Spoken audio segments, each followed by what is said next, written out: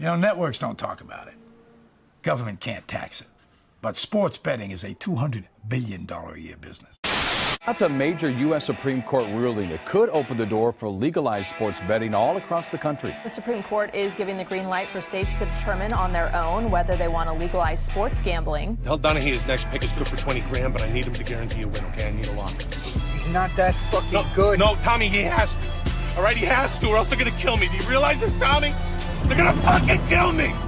I can't afford to gamble anymore. I need a fucking lock.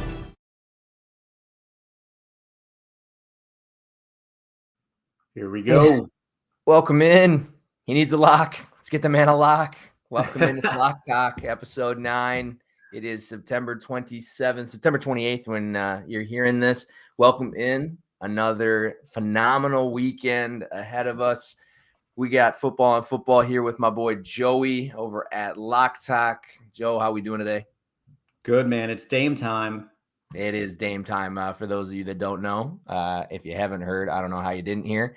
My Milwaukee Bucks just got Damian Lillard. So we're not going to talk too much basketball. We'll eventually talk basketball. I mean, we'll pivot. We'll get back into it. Up on us. Yeah, it really is. I think we're like a month away from college basketball really starting to. I think it's right after Halloween, and the NBA is right at Halloween. So we're pretty much right there. It's very exciting stuff. But we're here to talk a little football. Very, very fun weekend last weekend. For those of you that listen to the program, Joey goes 3-1 on his favorite dog, favorite total and lead pipe lock. Your boy goes 1-3. However, pat myself on the back. I did take second in the Capwise contest, going 4-1 this week. So everybody had their little bit of love. We're going to get to those picks later, but first we do have a few things that we're going to go through. Obviously, we've got college football week 5, NFL already on to week 4. Plenty to talk about. We've got an interesting slate of games, only 52 on Saturday, but they're pretty darn good. We'll have plenty to go through. Before we get in there, I want to just we always forget to plug, the reason we have this beautiful name, Lock Talk. If you're not on the app yet, you're missing out. We've had probably, I would say, as much usership as I've seen. I mean, you'll find games with almost a dozen people expressing their locks, and personally, I love to see it grow. So make sure you're downloading that in the App Store as we move forward. For free. As paywalls continue to grow, there is no paywall on Lock Talk. We are going to get the pod up there eventually, and I'll be getting some articles written when I slow down from work shit. But what do you got? This week, let's just say a Lock Talk partner is back from his honeymoon and can finally load up some content into the app. So the podcast will be hosted in there, as long as YouTube, Stitcher, Spotify, wherever else you put this. Shout out, Paul. And the articles newsletter, blogs, whatever we want to call them, will be flowing. I got to get in there and write some too. I've written a few, and they are a ton of fun to write. Just open up a Google Doc and type some shit out. It's fun. And we're in the thick of football season. We got a lot of picks to talk about. Week 4 for the NFL, week 5, right, for college? Week 5 for college already. We are almost a third of the way through college football. Yeah, which is crazy, but we're in the thick of it, man, and it's been so fun. Last weekend was, everyone was talking about how juicy and great of a college slate it was, which it definitely was. But looking at the lines this week, I am also very excited. So let's get to it. Let's start talking about what we like, what we don't like, and whatever else, because we got some takes. We got takes coming, and I mean, it was crazy. We had such a good weekend on the surface last weekend, but we kind of talked about it. I had a lot of dogs on my card, and I got smoked on Saturday. A lot of favorites coming through, but let's just say that we see a different pattern coming this weekend. A little foreshadowing there. Let's talk about college football week 5, a little snapshot of what we have coming. 3 games on Thursday, 4 games on Friday. Thursday is a bit of a stinker. I'm going to be watching the Packer game anyway, so I don't really care. Friday, we actually do get Louisville at NC State, as well as the marquee matchup, Utah at Oregon State, and then Cincy and BYU.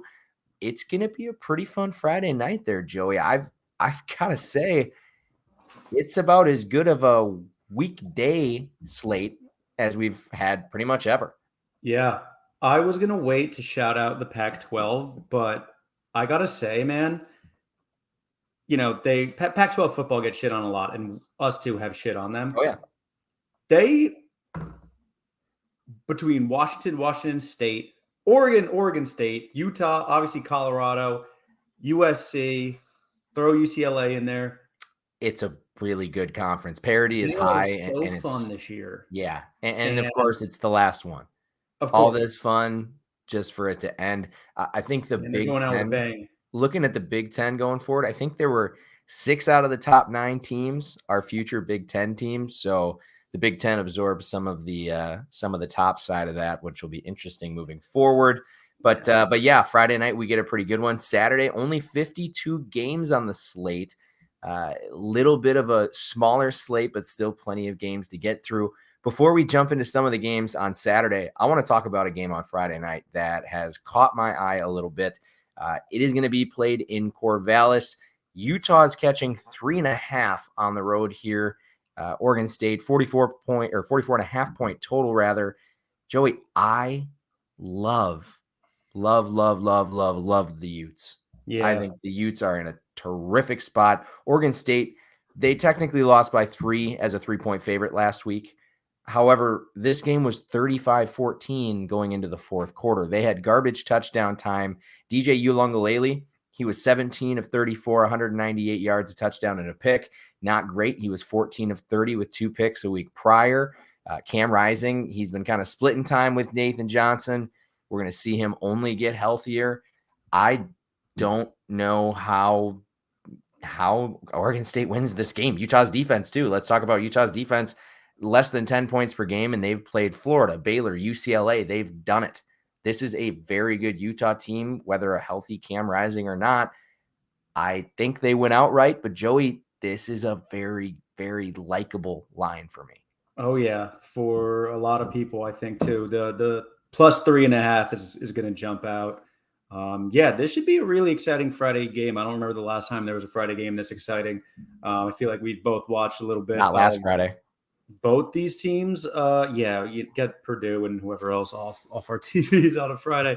But this is going to be really fun. Utah plus 3.5. I think, I don't know why.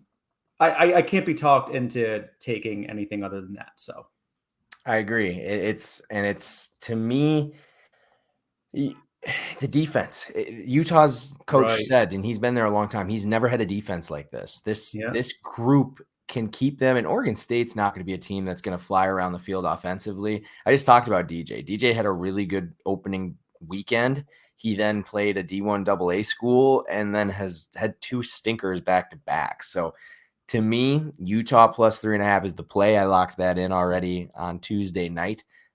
So for me, out of the games on Friday, obviously we still have some decent ones. Cincy BYU will be interesting.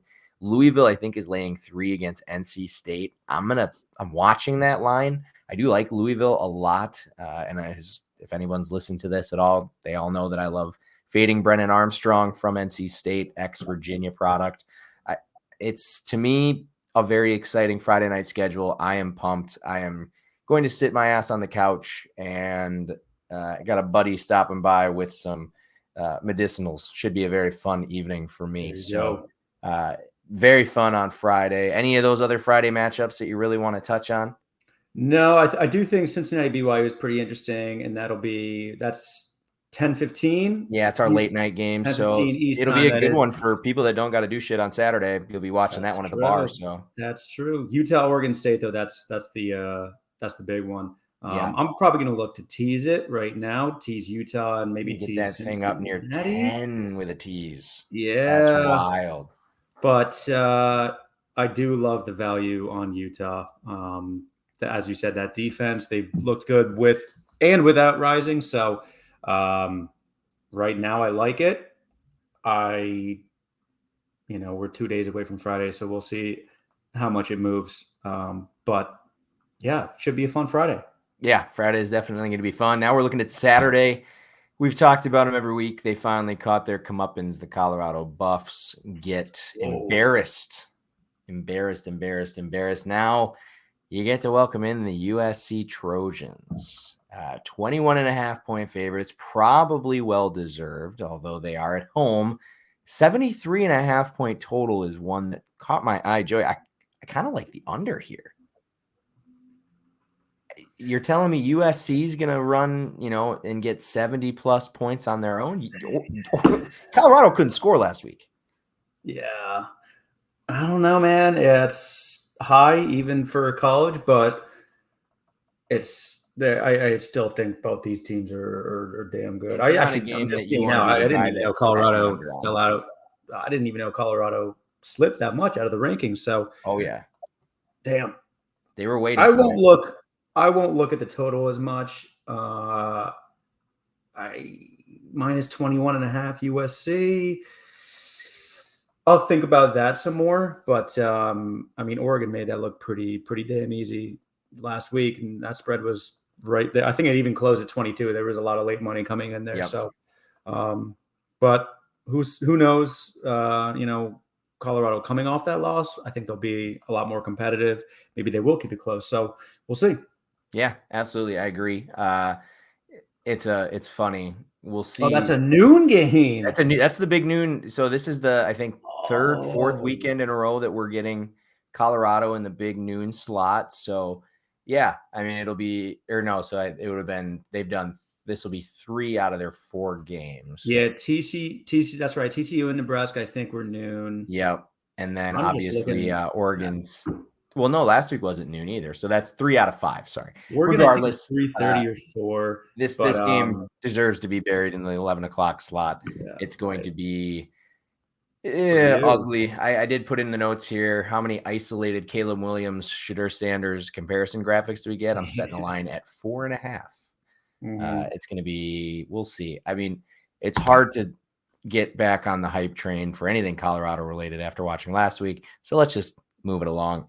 A little quieter of a week for them this year, but I think we'll both be tuning in. The noon slate has some interesting games, though. I know you're flipping through right now, and you can't wait to talk about Kansas.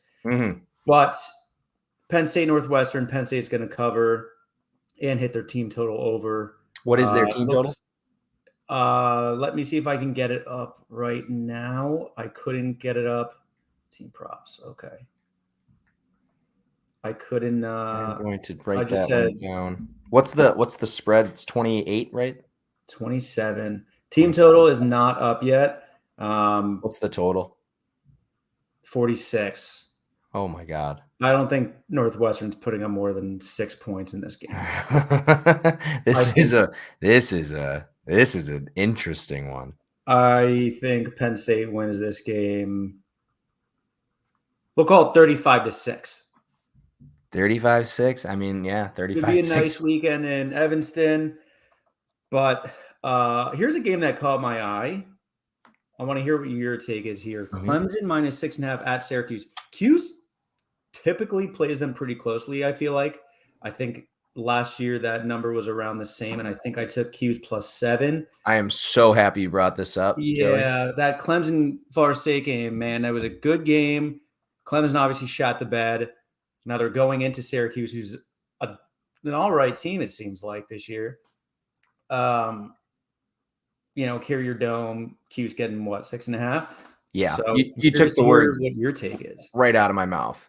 Garrett Schrader, I bet this game actually last night. I got 7. It has since moved to 6.5. I still like it. I like it down to 5. Last year, this was a 27-21 ball game. Clemson was 14-point favorites. The season before, it was at Syracuse, 17-14, nearly knocked them off as 13.5-point dogs. It is time. This is Garrett Schrader's 3rd shot at the Clemson Tigers. I think he is as good as I've seen.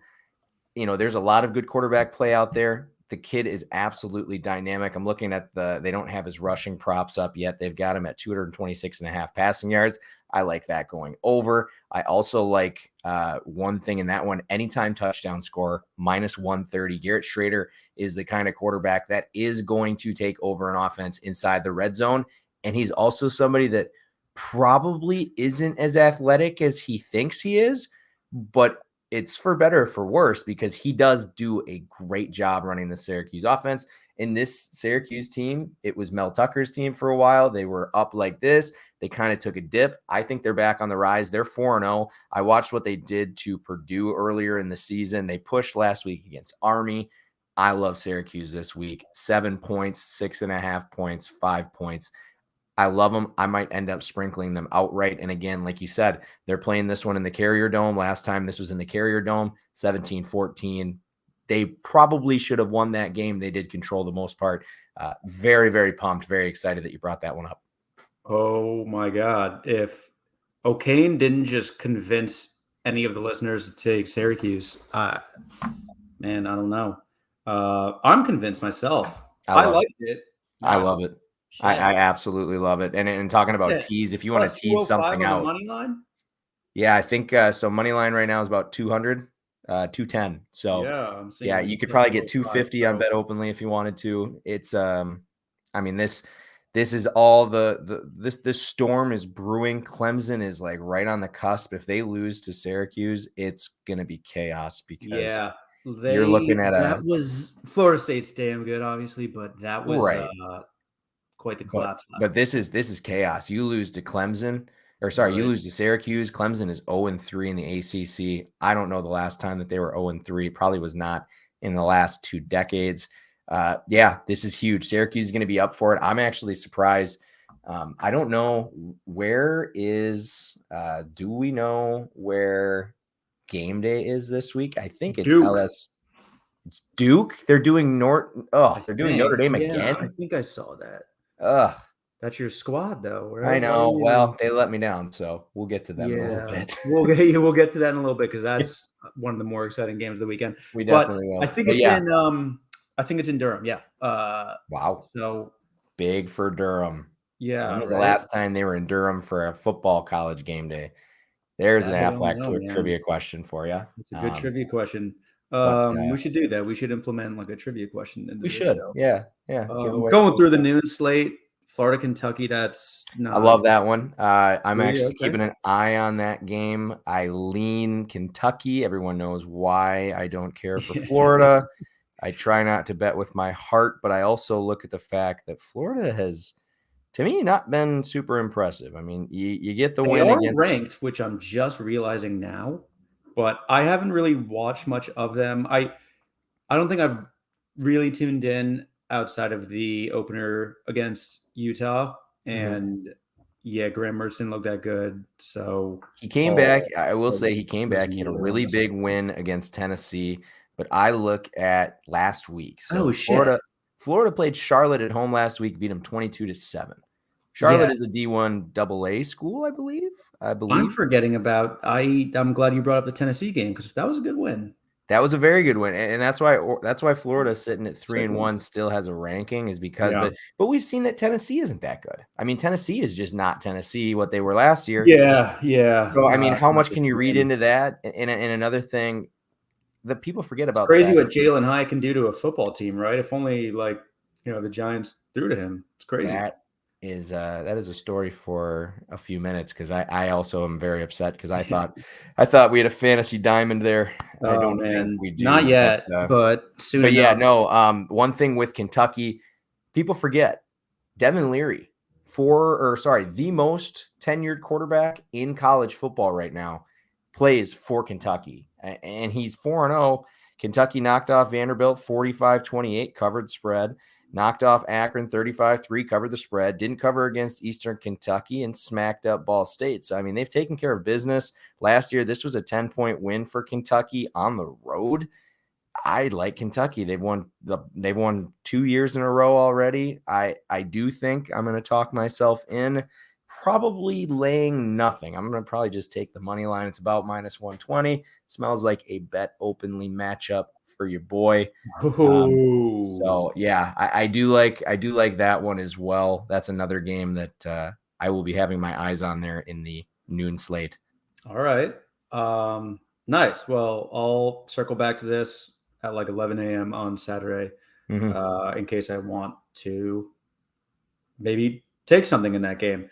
But the noon slate's kind of mid. I mean, those games are worth taking a look at. But jumping to 3:30 and yeah, I'm speaking in Eastern time zone, so apologies to all the Midwestern, West Coast folks out there. Michigan, Nebraska, 3:30 at Lincoln. The total's at 39. Michigan hasn't been like that high powered this year, so I kind of get it. But also, I was listening to VSiN earlier. It was one of like Greg Peterson's experience. I know that's kind of your guy. So we'll shout him out. And he had on a someone from a weather site, and he was talking about how it's going to be pretty crappy there. 17-mile-an-hour winds. But that I think is affecting that total. But still, 39. 39's low. That's really low. You look at Michigan this season, right? 31-7 game against Rutgers. I don't know what people think of Rutgers. 31-6 against Bowling Green. 35-7 against UNLV. 30-3. All their games are 30 to single digits. So I mean, the total is completely reliant on the fact that Michigan, their defense is the real deal. This game last year, 34-3. So I mean, everything points to a 30-something to single digits finish. I don't hate it though. Nebraska, we're looking at like 30-6. They've looked better the last couple of weeks, but the one that sticks out to me with Nebraska is they mustered 14 points against the Colorado defense. And Michigan wins this one 27-7, we'll go with. Oh, 27-7. Yeah, Nebraska scores a touchdown. Yeah. Good for Nebraska. For Nebraska. That's what'll happen. But Big Ten matchup. Yeah, the total caught my eye, so I wanted 100%. Yeah. Incredibly low. But Michigan, hey, Rutgers was up 7-0 on them last week, and I just want to. I know it was. I saw it in the score ticker, and then I looked again after I was done with work, and I was like, "Wow, that must have been really fun for them." Crazy. On to the game you've been itching to talk about, Kansas Jayhawks, which I'm now seeing plus 16.5 after I was seeing plus 17.5. Going down to Austin, playing the Horns. The total I think has also dropped from 63 to 63.5 around there to 61.5 now. This you've been waiting to talk about, so I'll pass it over to you.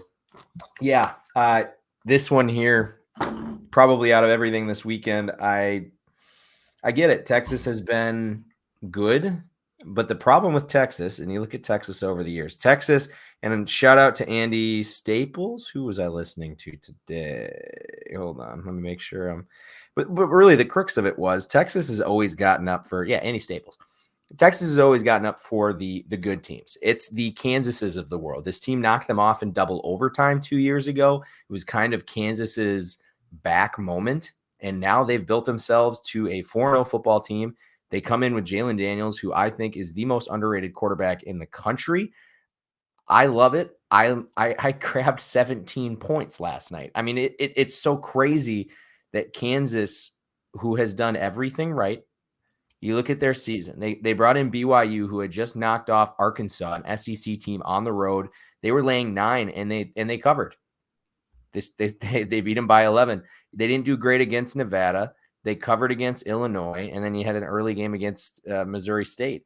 This, to me, and you look at last year, it was 55-14, a game that Jalen Daniels did not play. He is the X factor. He is Kansas. He makes this thing move forward. Les Miles has a special thing going right now, and I think Kansas, I'll say it, I think Texas is on upset alert. 17 points, I don't give a shit. In Austin, don't care. I watched Kansas knock them off in Austin 2 years ago with a similar hyped Texas team.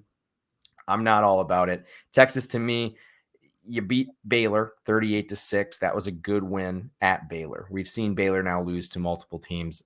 I don't know how good of a win that is. Wyoming, 31-10, super underwhelming game. You beat Bama. That was the big one. I mean, that was literally their Super Bowl, and you didn't really take care of business against Rice like you should have, 37-10. So to me, I like Kansas a lot. Plus 17. To me, that is probably my favorite line in college football this weekend. Okay. Damn. I think this is gonna be a really good game. I think, yeah, Daniels, he's great. So Kansas football, exciting as ever, man. Playing in Texas, classic Big 12 matchup. Maybe we see a shootout. Maybe we see a high scoring game that still goes under. I don't know. But that's a 3:30 game I'm looking forward to. I just had the 3:30 slate up and I lost it, but I think it's Indiana, Maryland, who we don't really need to talk about that. And I jumped to NFL, so let me get the college lines up again. Also, Jalen Daniels plus 175 anytime touchdown. Don't hate it. All right. I don't hate it either. Don't If you hate it. I don't hate it. 3:30. Yeah. The number one team in the nation, the Georgia Bulldogs, go into Auburn, who Auburn is not very good. I saw you tweeting a little bit about them and Hugh Freeze last week. Mhm. I thought I had them on a teaser, and they didn't even cover that. So they pissed me off big time. I can definitely see Georgia, who was 0-4 against the spread, fun fact, going in and finally getting their shit fully together and beating them by 3+ touchdowns this weekend. So, I agree. I was going to ask if you had a take there, but Auburn really did not look that good against. No, and that's probably on me too. A&M. Is I've done this before. They've got a guy that actually you and I are both probably familiar with, Peyton Thorne, ex-quarterback of Michigan State. Yeah, he was terrible. He's not good. He's not good. He's maybe the least mobile quarterback in the country. Complete standstill. We're talking about Georgia not covering this year. However, Georgia, I believe, has covered 7 straight in the series. Last year, 42-10, 34-10, 26-7, 21-14, 27-10 in the last 5. To me, this is a Georgia team that probably smells blood. They've been seeing that, they're number 1 in the country, but they've probably heard you're not covering the spread. I mean, this is the world that we live in right now. But another team that's not covering the spread, Auburn. They failed to cover 3 weeks in a row, failed to cover 9.5, 38 against Samford, and they barely beat Cal. I think the writing on the wall was when this team barely beat California. Yeah, that just about says it. That's So I don't know if you watched the game against A&M last week, but between Thorne, I think they benched him or he got hurt, but they brought in like 2 other quarterbacks. They just didn't look that good. And Hugh Freeze has his work cut out for him in that program. I don't think he has nobody in the building right now that is a solid starting quarterback. And against a team like Georgia, I mean, actually, you know what I like in this game? Give me Auburn's team total under. I don't care what it is. Oh, the Georgia opponent team total under. Are we doing that again? I'm gonna see. I'm pulling this up because I mean Auburn was as bad as it gets. Right. I'm looking 14.5. I love it. I love it. I smell 13 points in this game. Okay. I love it too. I love that. I also love Georgia minus 7.5 first half. I don't love that yet. Is that what you were talking about earlier? No, another game that I'll get to, but I don't love it yet. I kind of like it right now. I do like the Georgia minus 14.5 the more I think about it. I think you were spot on with the first half line. I think that's what we go for in this one. I mean, 7.5, and it's 7.5. I just think I like Georgia's. I can see them getting off to a slow start. That's why I don't typically bet first half. If it gets to 7, I will unload fury on that line. But like even a top 10 team, like they tend to get off. I'll talk about Penn State in a bit. Like sometimes they get off to a slow start. I think first few games of the season they did, and it was UGA was losing to UAB, weren't they? Cover the first half line. Weren't they losing to UAB like last weekend? This was Georgia. Or no, sorry, it was it was this past weekend. UAB What was the score? Yeah, they've been a very quiet number one team this year, at least in my eyes. 7-7. It was 7-7 at the end of at the beginning of the second quarter, but Yeah, they there's just opened been up. so much more talk about, Texas Oh yeah. and a lot of other ranked teams, and even Colorado is no longer ranked. But I'm saying that Georgia's been pretty quiet this year as a number one seed. Under the So, radar. I mean, I honestly I yeah, couldn't tell you who is I mean, playing they're creating quarterback. their own dynasty, but 3:30 at Auburn, go in and kick the shit out of them, because I'll talk about it in a bit. But maybe that's my favorite of the week. I don't know.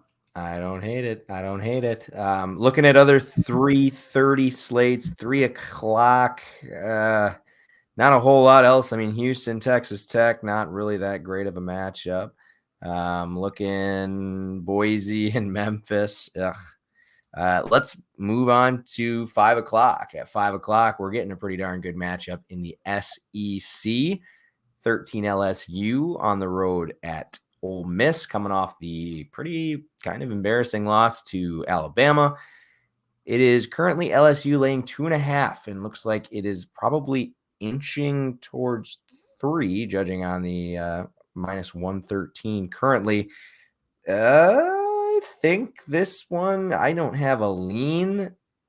I do think that LSU is probably the better team. Yeah, I would agree with you there. I know that was my total of the week last week, which hit. LSU put up Absolutely a did. shit ton of points, and they could probably do the same against Ole Miss this week.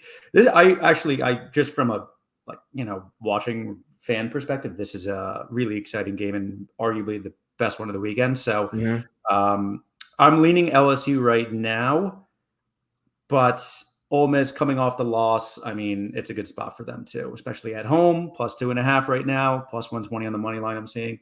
So yeah, man, this is exciting for sure.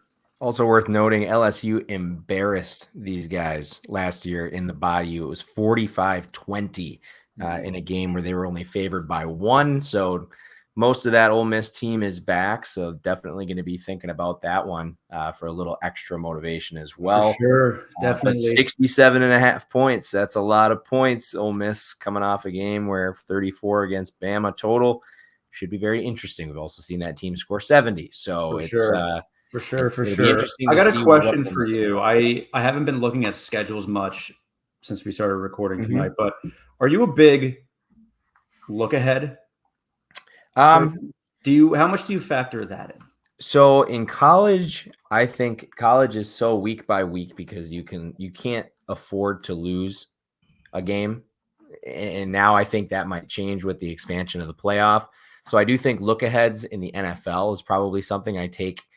Maybe, it's not like I don't take them into account at all in college, but I do think college is a little bit more do or die, where guys are taking it more personal, where a guy, in the NFL, if you're say the New York Giants and you're going out to play Vegas and the next week you play the Cowboys, yeah, you're going to take Vegas lightly. If you're, say I don't know, Kentucky, let's say Kentucky, and you're playing Florida this weekend. Florida is not, they're not going to be a playoff worthy team. They're not going to be a contender in the SEC, but you have to beat Florida. Like it's just something you have to do. You can't look ahead to that next game because you can die in a blink of an eye in college. And I think that's why college to some people is probably better, but I still like the NFL.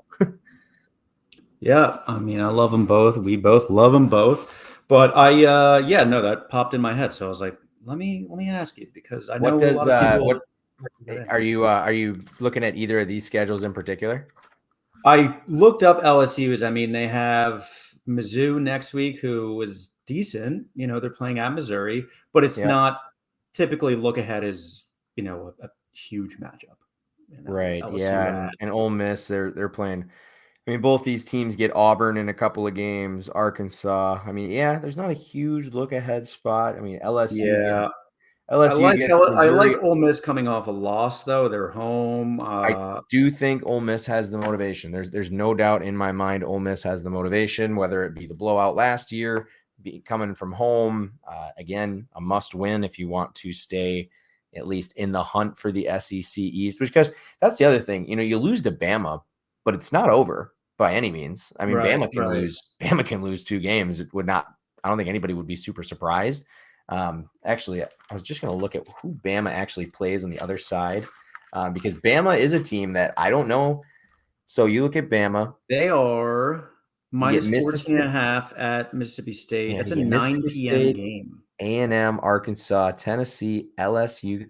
Tennessee, LSU, Kentucky back to back is going to be very tough in late October through early November. So, yeah, I mean, if you're Ole Miss, your season's not dead. You still have a chance, but you need to play flawless through the rest of the way. There's no ands, ifs, or buts, and it all starts with LSU. It's going to be a tough game, but one that, like you said, it's the best one on paper. Right. Got to consider all that heading into this matchup. Man, the more I look at Saturday, this is a great slate. 7:30 p.m. Notre Dame at Duke. Your team, O'Kane. My team.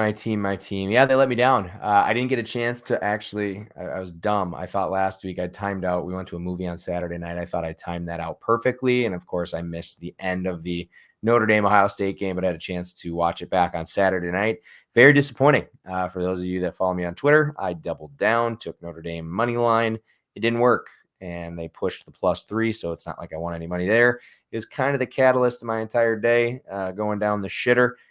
5-point favorites, 5.5-point favorites right now on the road. Duke, again, as much as you can say Notre Dame is my team, I've got the future on Duke. So it's Duke is 4-0.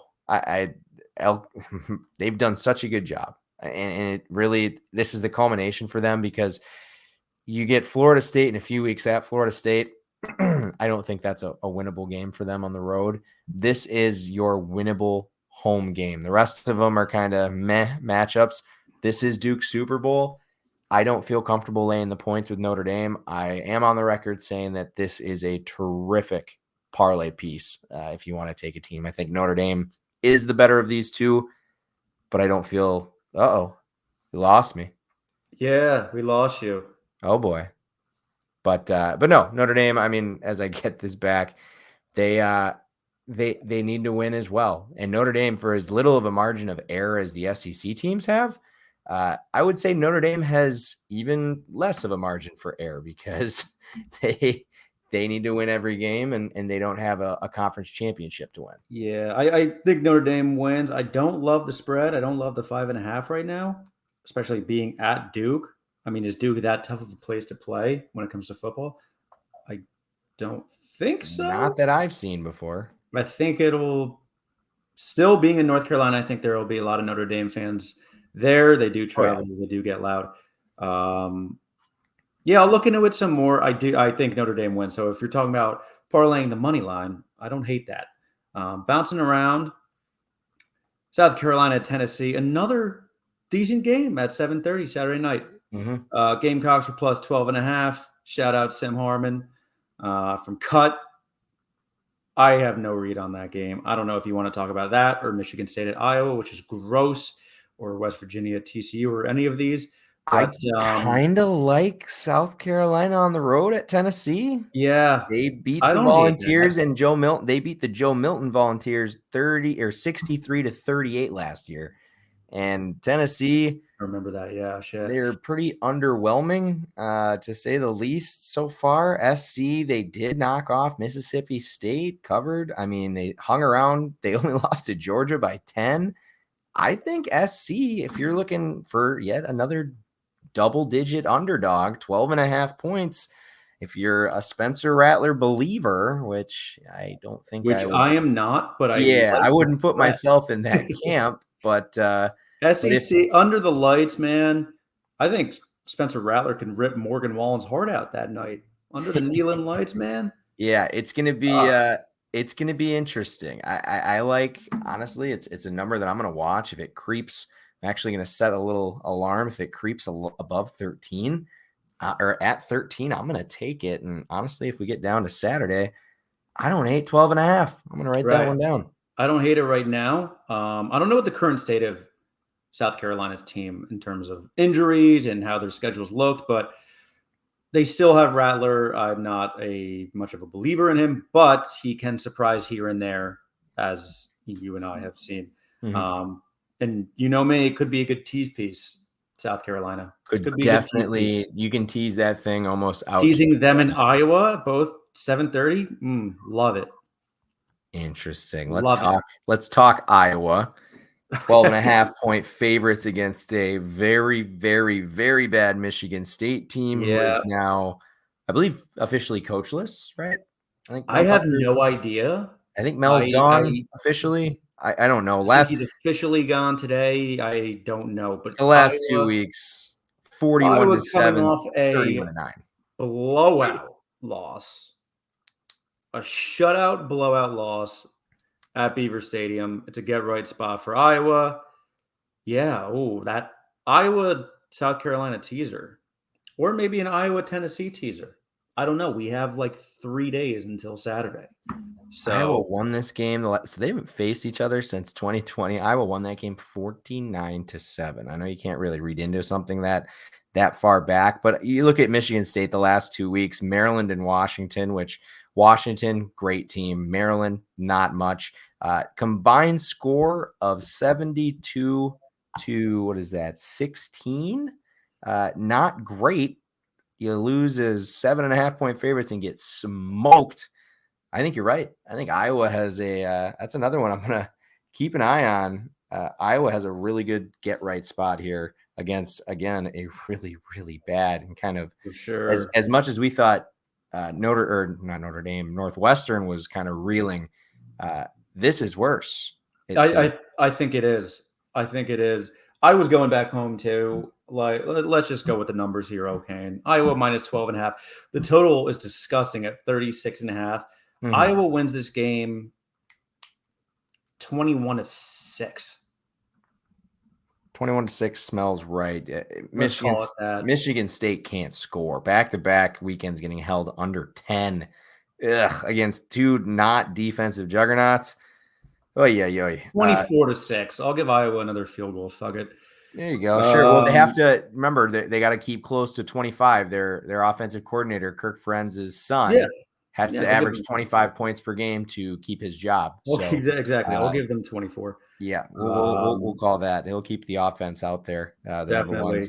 The only other two notable games on my radar, Bama at Mississippi State, which we talked about. But yeah, if you have anything, if you want to talk about that game, go ahead, because I want to talk about Washington, Arizona a little bit. Yeah, nothing really in Bama. I'm done betting Bama games. I don't know what to think of the Tide. I'm just going to let them kind of be. But I do think Washington is an interesting one. That's up to 18.5 now. That has just gotten I'm seeing wider and wider. Yeah, I am seeing 19.5. Last night, Washington was at 18, and then about a half an hour later, I saw them go to minus 18.5. Full 24 hours later, minus 19.5. That's why it's always important to get on these early. Look on Monday, Tuesday, Wednesday. Look at the lines. Look at the line movement. People preach that. So Washington had a great win and a great cover Saturday. They look really good. And Arizona's not that horrible of a team. Like, they're pretty good. They could put up a fight. I know we're giving the Pac-12 some love here tonight. So right now I like the Washington minus 19.5, but I feel like it's going to keep creeping and it's going to keep creeping up. So what do you think? I like them blowing him out. Shout out Michael Penix. Still have a Heisman future on him. So hoping that doesn't end up like Hooker. That's alive and well. Alive and well, 16 touchdowns, 2 interceptions, has now thrown for over 300 yards in every single game. One that I like in this one, I'm going to make sure that I keep a note of this. Penix over 3.5 touchdown passes. He's done it in 3 out of his 4 games. The only one he didn't was against Tulsa, which they blew them out. Michigan State, he has 4. California, he has 4. Boise State, he threw 5. I think he's got a very good shot here to throw 3.5. I think he's going to stay in the game. Arizona, they have just enough offense where, Washington has held some of these teams, they held Michigan State to a lowly 10, Tulsa to 10. But when you saw Boise State and Cal ends up with 32. Boise State ends up with 19. So I think Penix has to stay in the game. I like him over 3.5 touchdown passes. You're going to get it about $1.25. Keep an eye on that one. Props, baby. It's all about the props for some people. I have not been putting in many props, but touchdown scores I'll be looking at this week because there's some people do. I'll get to that in a bit for the NFL slate, that is. And while we're talking about NFL, I mean Washington, that's the late night game for college. Anything else you want to go over for college? Because no, I'm ready to Packers tomorrow night. Yeah, I mean let's move right along. Let's flip the script. Talk some National Football League. My Packers getting the Thursday night spotlight, fresh off of one of the craziest games I've ever seen. That was weird. Down 17-0. Probably the most abysmal 3 quarters of football I've sat through. And then the fourth quarter started. And Matt LaFleur got analytical. And I think that's the first time I've seen a coach go for the 2, get the 2, and win the game on top of it. So shout out analytics. But yeah, Green Bay, we are getting 1.5 points. Christian Watson's playing. Aaron Jones is playing. Bakhtiari, it sounds like, is playing. Jenkins, probably not. Ja Money is back in the defensive backfield. This is a huge revenge game. The Packers have lost to the Lions 3 straight games. Green Bay's gotten to 2-1, and for the most part, they've done it without most of their best players. Detroit is very good, but again, the Packers are a 12-point collapse away from being 3-0, and I'm very hard pressed to find a reason that they're going to fall apart here against Detroit, because I do think our defense is better. We ran into this last year where Detroit was able to move the ball fluently. Right now, our defense is playing as good as anybody, and the offensive line, I just found out today, without Eldon Jenkins, who is a Pro Bowler, without David Bakhtiari, ex-All-Pro tackle, number 1 ranked in the league. So pretty good. So we keep Jordan Love upright. He's really, really, really good in the pocket, better than I ever thought he could have been. Yeah, I'm salivating. I can't wait to bet the Packers. This is the first time this year where I'm going to bet the Packers out of actual confidence and not just like hopefulness. So we're back. We're so back. And it's fucking awesome. We never left.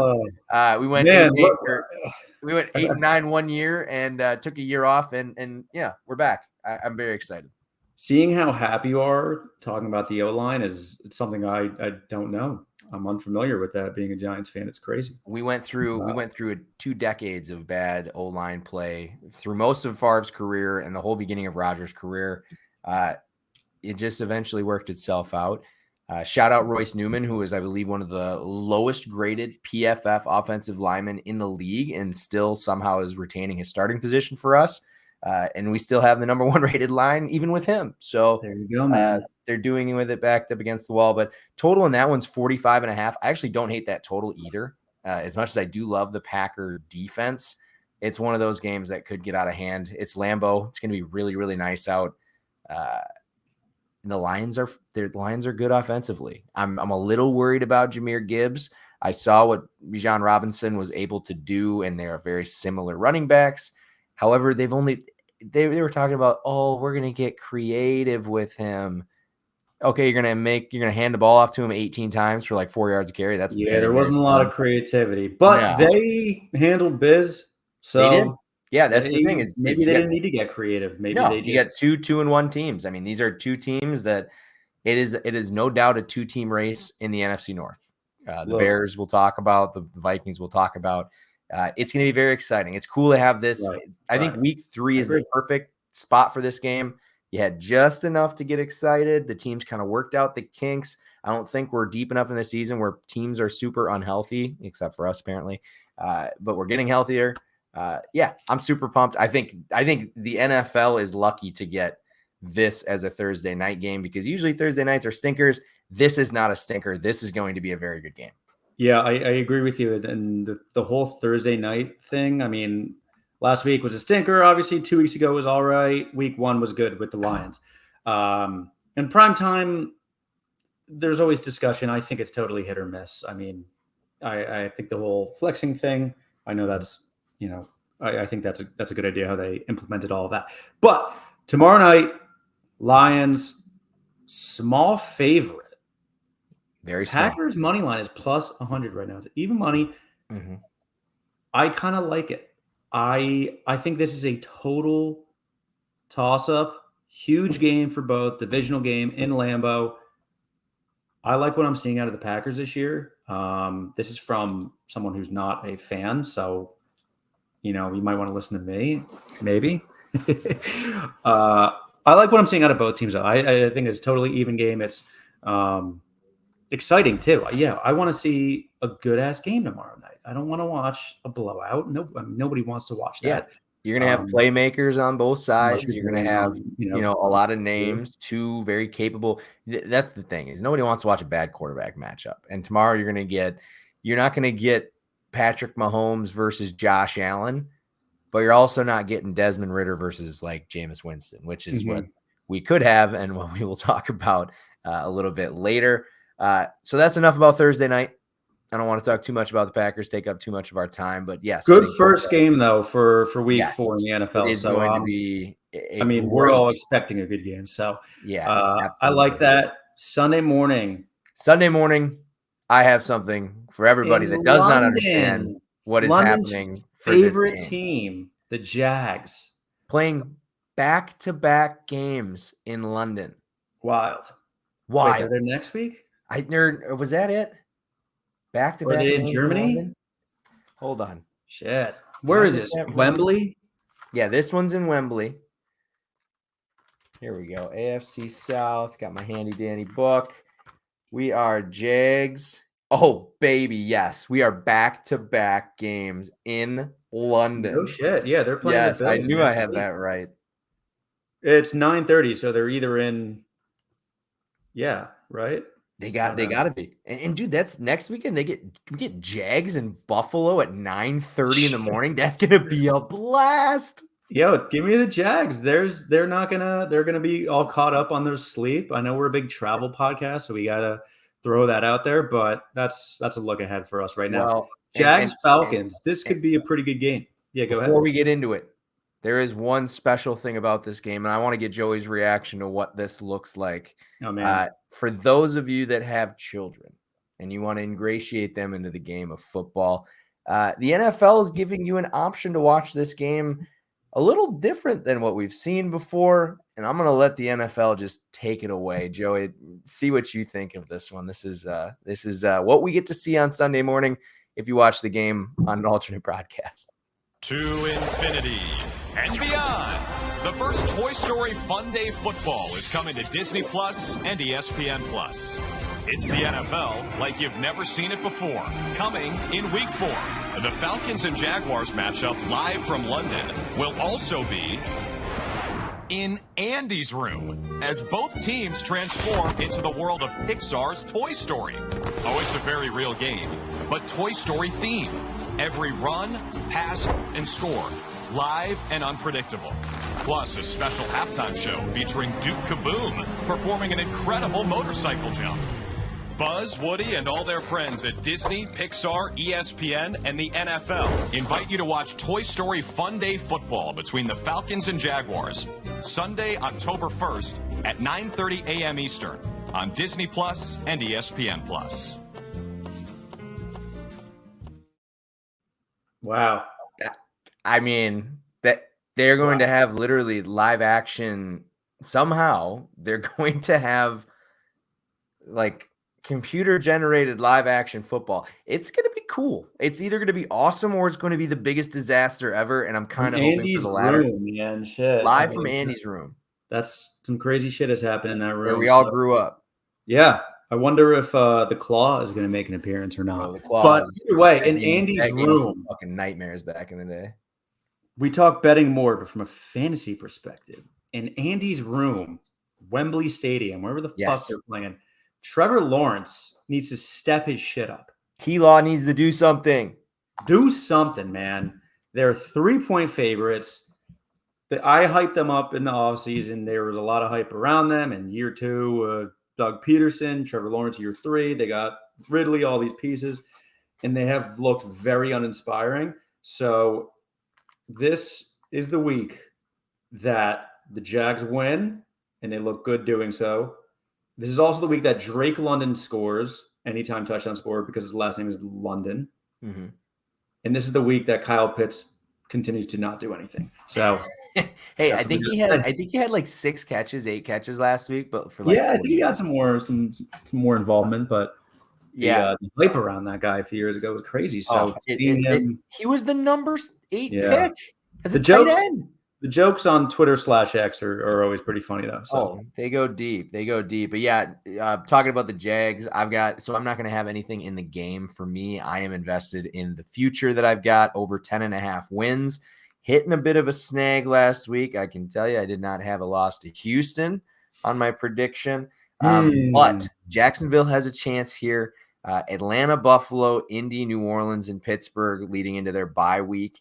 If they go 4-1, I feel very good about it. But 3-2, 2-3, I'm nervous. And especially if I'm a Jags fan, looking at how Indy played last week and how Houston beat you,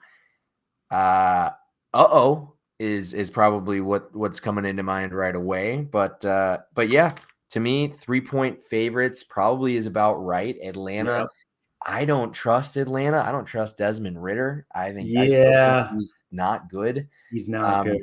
But I need the Jags like I need air. 10.5 wins. That hangs in the balance. So I'll be rooting for the Jags. I won't have action. I probably will play props in that one. I want to have some sort of action. And London always does provide some nice unders. The Lunder, if you will. The Lunder. The total in that one, 43.5, might be one of the large totals that we've seen in London. So if anybody wants to play the Lunder, that is something that's on the slate. Speaking of games that would be fun to bet an under, Denver and Chicago is playing in the Toilet Bowl this weekend. Denver laying 3.5. Total is 46. Joey, are the Chicago Bears the worst team in the National Football League?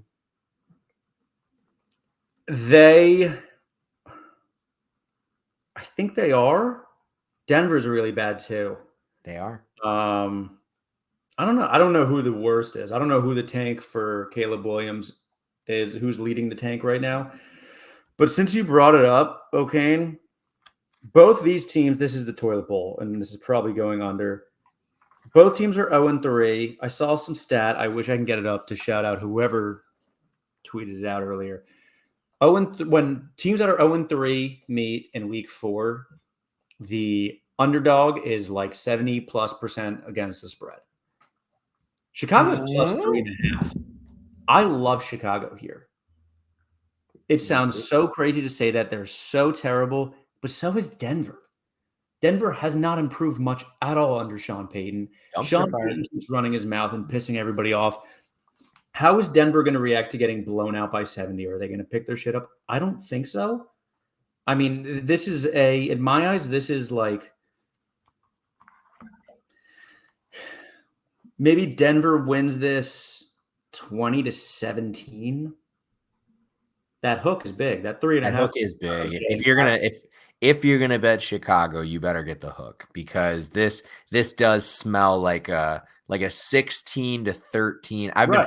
There are so many people saying, "Oh, we are on Scorigami watch, baby." I don't love it. Yeah, right. We've got 2-point conversions, onside kicks with Sean Payton to lead the game off.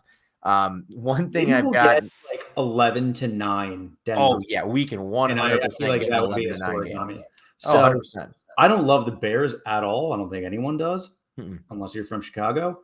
I don't love it, but I love Chicago plus 3.5 in this spot. I'm seeing it at -115 right now. So I really hope I don't bet this. This is one of those, if you bet this game, you have to reevaluate your life. I mean, there are plenty of other games on at this time. It's a 1 p.m. game. So, but right now, I don't hate that. It sounds crazy, but on paper, the Bears should run down their throat. Yeah, Chicago averaged 100. Justin Fields, he's fighting like people that forget. This is the number 1 rushing offense from a year ago. Playing well, he's got to step his shit up. And, maybe him and DJ Moore finally get something going, or Mooney, whoever. Maybe the offense gets a little bit going. I think it's ugly as shit, this game, but I don't hate the Bears plus 3.5. Yeah. We've talked way too much about this game. Way too much about that game. I apologize. I'm going to go back. I'm going to jump a little bit. Miami Buffalo we'll talk about in a bit. Yes. So we don't have to now. Commanders Eagles, I haven't looked much into this. Commanders plus 8. Eagles are really, really damn good again. And the Commanders kind of showed their true colors week 3. So I don't hate the Eagles minus 8.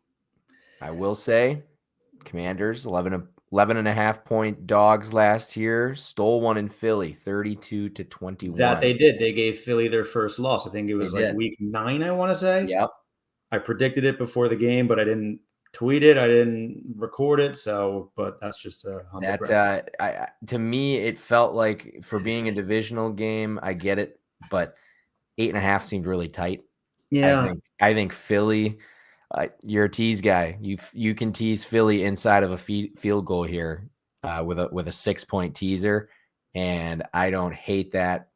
I just think they're a much better team, and the Commanders, there's no doubt, can fight, but they're a much better team. This is a really interesting game. This is the Adam Thielen revenge game in Carolina. Last night, Carolina was a 3.5 point favorite or dog. They are now a 4.5 point dog. I don't know what injury news has come out or what, but the Vikings look so shitty and so disoriented that I don't know how they're a 4.5 point favorite on the road in Carolina. I stupidly bet the over in that Chargers Vikings game. I got it at 53. It closed at 52.5 because Kirk Cousins threw a game losing pick 6 in the end zone. And it was just the most Vikings Chargers game and ending ever. But I mean, are you smelling the trap here? No, to me, this is a must-win for Minnesota. And we talked about, we don't do really look-aheads in college. I'm looking ahead right now in the NFL. If Minnesota does not win this game, they're going to lose 3 out of their next 4 games. They get Kansas City, San Francisco, and at Green Bay in that stretch. It is going to be brutal. Right. They have to win this game. Carolina, I believe Andy Dalton threw for 360 yards last week. If you're a Viking fan, that's a little concerning. Their back end is completely just raped and pillaged. It's not good. So to me, Minnesota, I talked about how I needed a pairing for Notre Dame. This may be my pairing. I'm going to wait to see exactly what all comes out because, like you said, there's a little bit of changing in that line. I want to know exactly why that line changed.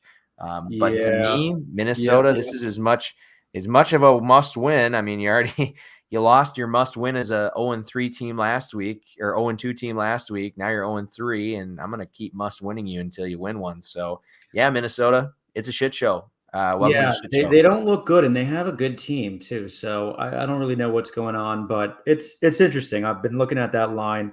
It's interesting. I mean, I guess Andy Dalton's starting as of right now. I mean, look, he's one of the better backups in the league, probably. They put up a fight against Seattle before Seattle ran away with it. Yeah. And now they go back home. They get 4.5 against a struggling Vikings team who's coming in. I don't know. Interesting. But to a divisional game, Baltimore and Cleveland. I love Baltimore in this spot. I'll talk about them some more. I'm just going to hint at that. But Cleveland, I mean, divisional game, divisional dog. That's where I'm looking. I'm just running through the slate if that's cool. Steelers at Texans plus 2.5. I also don't hate. Texans have looked pretty good.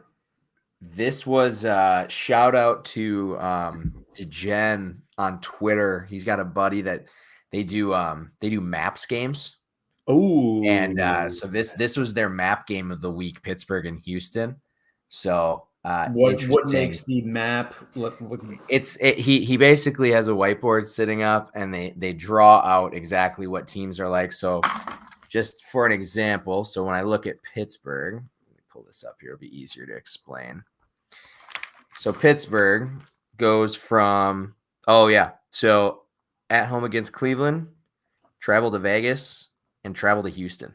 Yeah. Oh, so we're talking travel. We're talking Yeah. mileage. Yeah, we're talking flight. mileage and stuff like that. So that All was right. one that crossed my Twitter feed this week. I know Steelers fans, if they lose to Houston, are going to be in shambles. Yeah. Because they're about as high as they can be right now, sitting at 2-1. I want to circle back though that we're talking about the AFC North.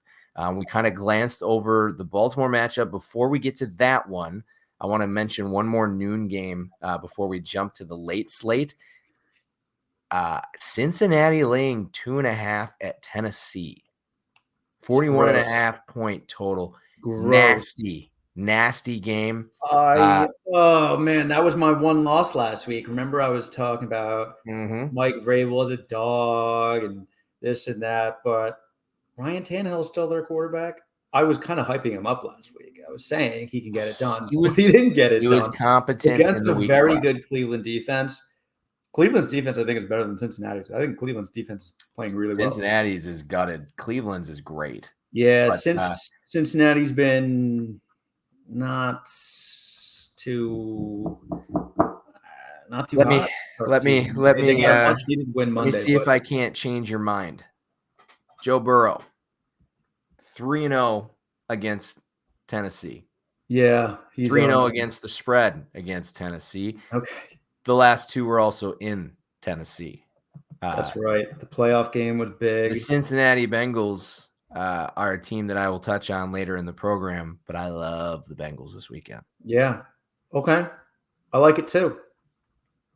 I'm not going to say anything positive about the Titans. So, no, there's not much to say. That's my reasoning right there. Dude, last week I had Derrick Henry. Derrick Henry, I think, carried the ball 11 times. I had him over like 11 for 20 or something. Oh, it was embarrassingly low. I mean, I think he had a slightly better stat line than Joshua Kelly. So my heart goes out to anyone who picked up Joshua Kelly, who went 11 for 12.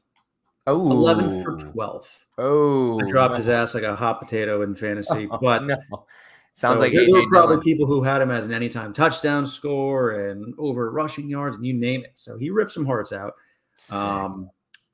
Rams Colts. I think the Colts get Richardson back. The Colts.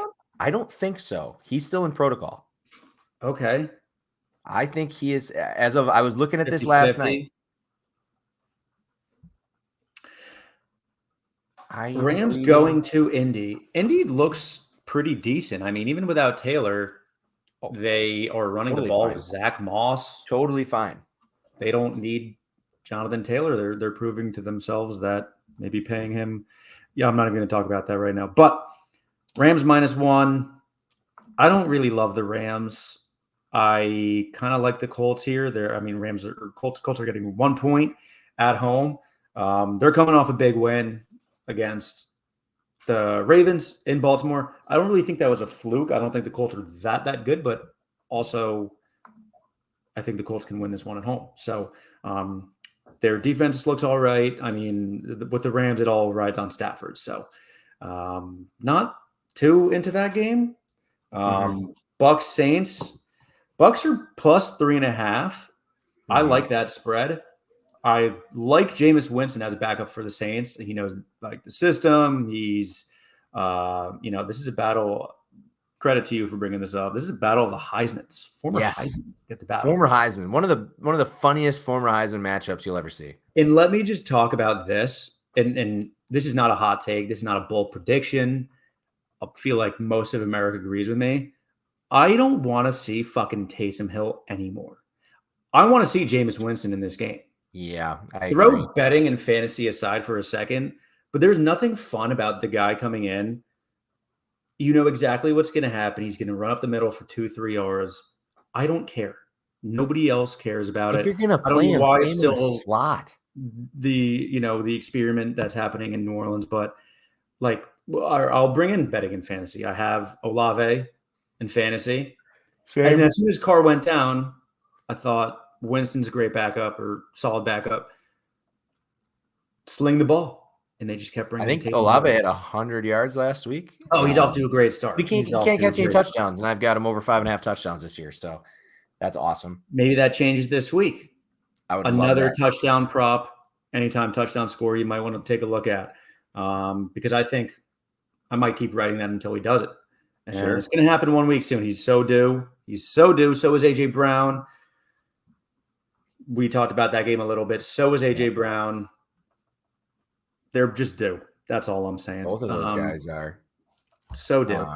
I would Tampa, say, do you want to chat some more? Do you have anything else here? Yeah. So other than that, I mean, noon slate. I think let's talk Miami and Buffalo last. I don't care. Okay. That's a noon game. Save the best for last. Let's do it. Yeah, 100%. Looking at some late slate games, Vegas is catching 6 at the Chargers. Might be one of the heaviest bet totals this week. LA sneaks out of Minnesota with a win. Their other 2 losses come by 3, mostly because their defense sucks. Luckily for them, Vegas not good. They average only 15 points per game offensively. It's going to be either Chargers laying the points or outright paired up. I don't know which way I'm going to lean. I'm going to kind of see how that line goes throughout the week, but I do think that game stinks. That game sucks. Cardinals, Niners, that game sucks right now. Who knows? But Cardinals coming off that win, can they repeat?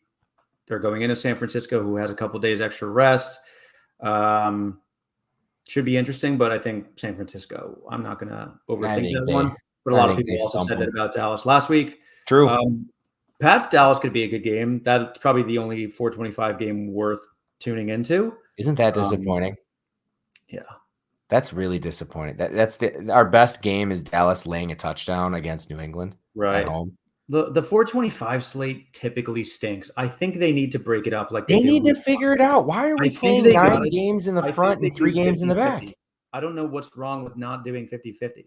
I know why. One reason they really like it, they want to have at least 8 games so they can octobox it in the red for zone. like 2 seconds. I don't know. Yeah, right, exactly. My personal, I think they should maybe not even 50-50 or split it evenly. Maybe just add 1 or 2 more. I mean, you just need to have. I think 5 games is the perfect late slate. 4 games. I'm sure it all has to do with TV deals and whatnot. I'm sure it will, and where teams are located and all that. Yeah. But yeah, I mean, really looking at the 425 game, I'm not going to bet Dallas. I would lean Cowboys. Good bounce back spot against a bad Pats team who's on the road for the 2nd straight week. But to me, nothing much there. And then we get into our first fucking Jets. First of many Jets primetime games on Sunday Night this Football. Is sad, man. A month ago, 3 weeks ago, a month ago, I was going to this game. Well, and it's funny because shout out to my loyal friends who will still be going and enduring the pain and hardship again. It looks like it's a nice weekend, so they get that. And you get a full day. Get a nice Sunday nights. If your team sucks, Sunday night is the best because you drink all day. You get to watch all the other games while you tailgate, and you get to kind of experience that. And then you're hammered by the time the game starts. So you don't even care. But this is funny. Aaron Rodgers still hasn't played Patrick Mahomes yet. One of them has been hurt in every single matchup. So we continue to not be able to see that game. And then let's talk before we get to Monday night. Let's talk our last game for Sunday because it is the best game on the Sunday slate and sitting there buried in the noon slot. It is Miami and Buffalo. Should be super, super entertaining. These teams, their games last week combined for 130 points. I don't know if we've ever had that many combined points between 2 games with teams meeting up the next week. This one, the last 2 matchups, 34-31 Buffalo, 32-29 Buffalo. Miami is going to be as fired up as anybody. The Bills finished their season last year, and after Rodgers went down, this is a 2-man division. So this is going to be the game of the day, and it's not going to be really close. There's no doubt. Yeah, exactly. There's no doubt about that. Josh Allen has kind of owned the Dolphins and Tua in recent years, but I think that changes O'Kane this Sunday. In Buffalo, they picked their shit up. They looked really damn good across the board on Sunday against Washington. This is such an exciting game. Ravens +3, divisional dog. I'm seeing +3. Maybe it's even gone down to +2.5. Or Dolphins +3. I'm sorry. Yeah. Sorry. Dolphins are winning this game 31-28. Give me the Dolphins plus 3. Give me the Dolphins I'm writing that down. Give me over 54. It is going to be a shootout that everyone is expecting. Between the running backs involved, between both these quarterbacks slinging it, and two good defenses, but I think the offenses are better than the defenses, and there's going to be points on points. Okay, I mean, remember last year in this one? I'm going to overthink it. Last year was so insane. They had guys that were like basically dying on the sidelines because of how fast these two teams go when they face each other. I mean, it's straight contagious. I mean, they make each other go fast, and that's fucking awesome. We don't have enough of that in the NFL. This is the matchup that everyone wants to see. That's why I'm super pumped that the Packers are getting their game out of the way on Thursday, because I'm probably going to give that its own TV on Sunday. I might do the same. I mean, Red Zone's great, but I might have to. I think that game deserves its own TV. Looks like a beautiful weekend in Buffalo. This isn't December in Buffalo. Yes, I mean this is that's super conducive. They're like, oh well, it's in Buffalo. Who the fuck cares if it's in Buffalo? It's September. It's a beautiful. It looks like it's going to be a beautiful weekend in Western New York. I just think both these. They don't look tired either. It's not like, oh, they had these crazy games last week. Like, no, they put up points and they want to do the same them up. And Mike want to go at the same speed.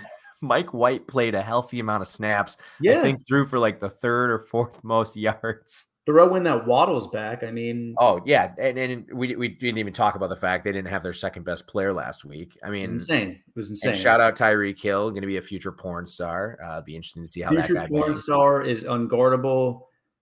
Bills D is picking it up, but they can't guard him. So they're going to be slinging the rock, man. I'm so excited for this over to hit. I'm not even going to overthink it. I already bet it is going to be 50. I bet 53.5. I mean, how could you not?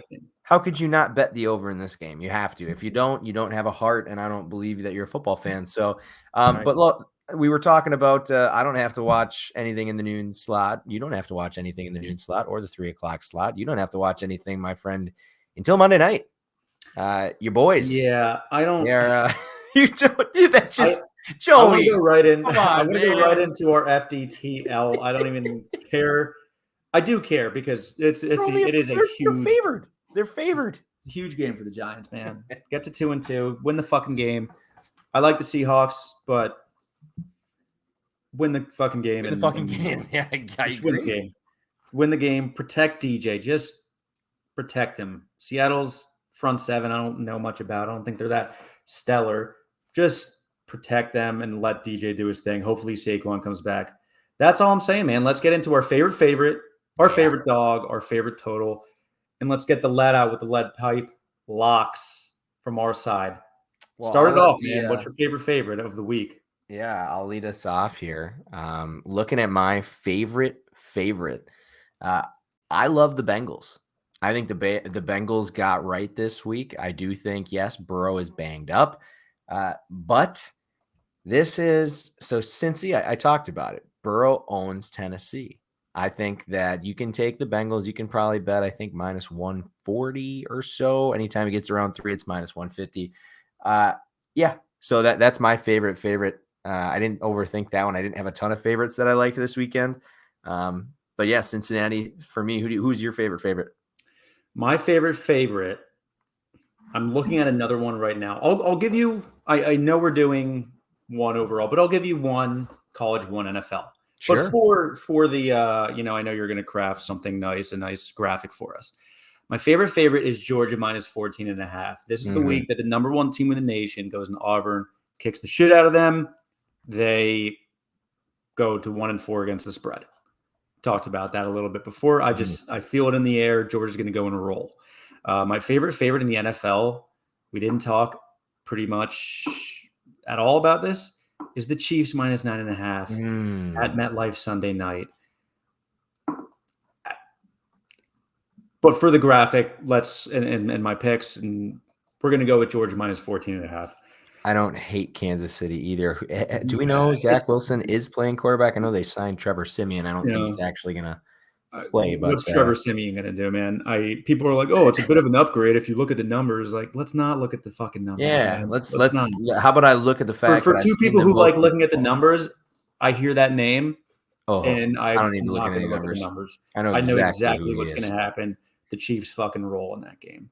Yep, I know exactly who that is. And he I lost lost again. you for a second. I But know. favorite dog of the week, the Baltimore Ravens +3. Ooh, Divisional love dog. it. Going into Cleveland, not crazy travel. They are familiar with the dog pound. They don't give a shit. They're coming off a shit loss at home. Ravens are so good after losses. They're really good against the spread after losses. This is a great spot for the Ravens, man. This is a huge game, divisional game, as I said. Go in, cover against the Browns at least. But I do think they come out on top and they win outright. I think you're right. That was actually I was looking at them, and then I was looking at this team, and actually there was a third team that I'm going to get to later as I play with my hands. For me, it's Utah Friday You're night. on Utah. I love Knew Utah. Knew I'm it. a big fan of it. I like it. 3.5. You get me outside of a field goal. Yeah, I like the Utes. I don't think that Oregon State is all that's cracked up to be. I think there's a little bit of fake hype there coming out and winning a game in week 1. Yeah, I love the Utes. Talked about it. DJ Uiagalelei definitely falling off. So I like Utah as my favorite dog. I'll take my total. Looking at totals, last week I went with an under. I'm going to look in the NFL again with an under. It's Tampa Bay and New Orleans. I love this under. We talked about it. We get one of the funniest Heisman matchups of all time with Jameis Winston and Baker Mayfield. Baker and company, they were able to score 27 against the Bears in week 2, but they had 242 yards in week 1 against a terrible Minnesota defense. And more recently, they had 174 yards against Philly. That tells me all I need to know about the Buccaneers as far as their offense goes. New Orleans last week, yeah, they looked better with Derek Carr out there, but they scored 17 points. 7 of them are on a Rashid Shaheed touchdown, punt return for a touchdown. So this is a team that's not great offensively either. Looking at, I actually loved this, and I thought I had this at hand, but I can pull it up very quickly. Looking at the previous matchups of these two teams over the last few years, 17-16, 20-10, and 9-0. All very, very low scoring games. And I was also going to check. Great weather. They're playing in a dome. Duh. Love it. This one screams 17-13. I don't know who's the winner. Yes. I think the Bucks might win outright, but this one screams 17-13. I agree. Yeah, probably a pretty boring matchup, but if you're betting on it, hey, it'll be fun. Dolphins, Bills over 54. Don't overthink it. I want this to be that game where I bet the over, and I'm so confident in the over hits in the third quarter, maybe even before halftime. I'd love it's possible before halftime. That's happened before. It's very rare. Dude, you're gonna get like 28-27 going on. One of those overs you bet where the over hits and you can kind of just enjoy the game sweat free. The rest of the game, that is. Yeah. I'm manifesting that. Damn, 28-27 doesn't even put you over. Wait, yeah, it does. 28-27 puts you over by 1. Yeah, I mean, that's simple math. Come on, bro. Sorry. 54. 54. That's so doable for these teams, man. I locked it in at 53.5 last night. I love that. And this is Wednesday night we're recording. We have to keep it right. So I think the money's going to come in on the over. Oh, that thing's going to be We're expecting that to happen. We're expecting 55. Maybe 54.5, 55. We'll see. But a couple more days there. That's my favorite total. What about let's get the lead out, baby. Yeah, man. My lead pipe lock. I'm taking it back to college football. My favorite bet on Saturday, it is Kansas. Kansas plus 17. Oh, yeah. I ranted earlier about this game. I love it. I think it's way too many points. I think Texas is on upset alert yet again. Ooh. And Texas not back. And people will find that out very soon. I like Kansas this weekend, plus 17. That is my lead pipe lock. Damn, talk about a lead pipe lock. That's putting Texas on upset alert at home, Big Mhm. 12 matchup. It's feeling like 2021, baby. Like that's an exciting game and a big spread. So plus 17.5 or whatever it is right now. I like that a lot. And a 5 o'clock start. So kind of that good start spot where you're not like too crazy drunk, kind of pregame spot. Yeah. This is your pregame game. So if you want to have a good game on during the pregame on Saturday night before you're getting crazy, this is the game that you're going to have on. Okay. Love it. I'll be tuning in. My lead pipe lock. Mm-hmm. I wanted to go with Penn State minus 27, but I'm going to go Penn State first half minus 14.5. Mm-hmm. They are playing Northwestern. Don't overthink it. Nice weather in Evanston, it looks like this weekend. We talked a little before about how some college teams get off to slow starts. Maybe first half spread isn't the move, but I think Penn State rolls and they roll early. I think Penn State might even shut them out like they did to Iowa last week. So, yeah, I'm looking at like a 38-6 game, Penn State. 38. That's my lead pipe of the week. Penn State first half minus 14.5. They are money against the spread overall, so minus 27 is worth the look, I think. Maybe I'll be taking both first half and spread and team total over. Team is rolling right now, and Northwestern's going to do nothing to stop that. So there we have it, man. Love it. And it's funny. So what I did is I wrote down kind of every all the bets that we may have mentioned as stuff we like. So I'm going to clip this little part. I'm going to kind of just run right down through it. Starting off, favorite dogs for both of us. I'm going to be on Utah plus 3.5. Joey's got the Ravens plus 2.5. Favorite favorites, I've got the Bengals laying 2.5. Joey's on Georgia laying 14.5. Favorite total, I'm on Tampa Bay and New Orleans under 40.5. Joey loves the Dolphins and Bills over 54. We're both on that one. Lead pipe lock, I got Kansas plus 17 at 16.5. Now, Joey, Penn State first half 14.5. Some other things that we mentioned. We talked about Clemson and Syracuse plus 7. We talked about Georgia first half laying 7.5 against Auburn. I do really like that game. Auburn under 14.5 team total was one that we touched on. SC plus 12.5 at Tennessee. Don't hate that one. Iowa get right game laying 12.5 against Michigan State. Joey thinks that one's finishing 24-6. Michael Penix, I like him over 3.5 touchdowns. Chicago plus 3.5. We're not going to officially put that on one of our favorite dogs, but I'll throw it in the honorable mention, man. We are both looking at the Bears this weekend. Philly as a teaser opportunity. The Eagles as a teaser opportunity, currently laying 8.5. You can get that inside of a field goal with a 6-point teaser. Minnesota money line. Pair that up possibly with maybe Notre Dame on a Saturday night. The LA Chargers, not sure what I'm going to do with that yet. That was one that I kind of pointed out. And then I think we're both thinking Miami plus 3. Is that kind of a... Are we going to squad ride Miami? I know. Maybe that's a squad ride, but... Maybe. Do we squad ride the money line? Oh, yeah. I love it. What is that? Plus 125, 130? That's what I'm going to guess, yeah. And I do have to correct you. Ravens plus 3, not plus 2.5. My podcast record's 3-1. I got to keep it, Of course. Let me get that correct. Plus 3. Thank you, sir. Absolutely. Yeah. I also think adding Bears plus 3.5 right now to the honorable mention list, I don't see why not. I don't hate that either. I do hate it, but I don't hate it. Plus 3.5 now is minus 115. So if you want to get 3.5, it's moving to 3, just based on the line. So right now, Denver, you're getting 3.5 minus 105. So yeah, that line is definitely on the move. Actually, some shops have already moved it down to 3. So hopefully by the time this is out tomorrow, the line hasn't completely changed up. But man, that's pretty much all I got for us. Anything you want to say before we get out of here, Joey? No, I think we covered it all, man. Hour and a half about. There's a ton of action starting tomorrow with your Packers, man. Mm-hmm. Rest up, because that's a huge game for them, and one that we all hope as a country will be very exciting. So everyone tuning in to Amazon, that's going to be a dogfight. Yeah, get over to your grandparents' house, sign them into Amazon ahead of time. Sign your grandparents into Amazon ahead of time so you don't get the calls tonight or tomorrow night. for sure. That's been going around in Wisconsin. Good planning. Everybody's been posting that on Facebook. Get your grandparents signed up for Amazon so they can watch the game, so you don't have to deal with it when you're 5 drinks deep. But man, it's like you said, it's an exciting weekend for college. I think we got another good weekend of the NFL ahead of us. Let hour 30, best we can do. We'll be back next week.